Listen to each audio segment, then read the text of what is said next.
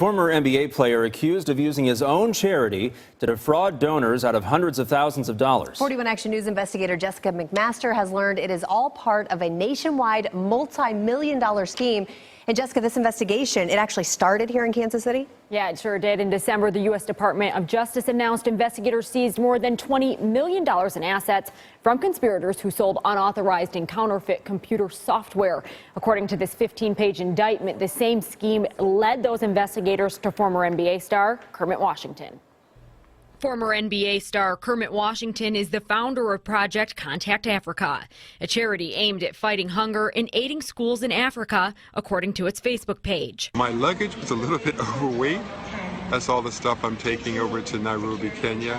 But just this week, Washington was indicted by a federal grand jury. Washington profited by diverting funds donated to that charity, hundreds of thousands of dollars meant to benefit the children and needy families in Africa, but instead bankrolled that money for his own profit. U.S. Attorney Tammy Dickinson says it's all part of a much larger scheme.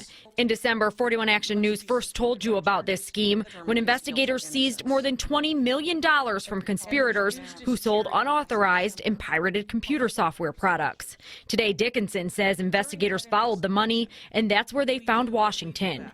Investigators say he sold computer software like Adobe and Microsoft Office on sites like eBay, claiming the money you gave him for those products would go to his charity, Project Contact Africa. Washington diverted nearly $500,000 in charity funds for his own personal use. Personal use that, according to the indictment, included things like clothing, rent, personal training, and airline tickets. Now, it's not known just how much money donors gave to the charity. If convicted, Washington could serve up to 40 years in prison. I'm investigator Jessica McMaster, 41 Action News.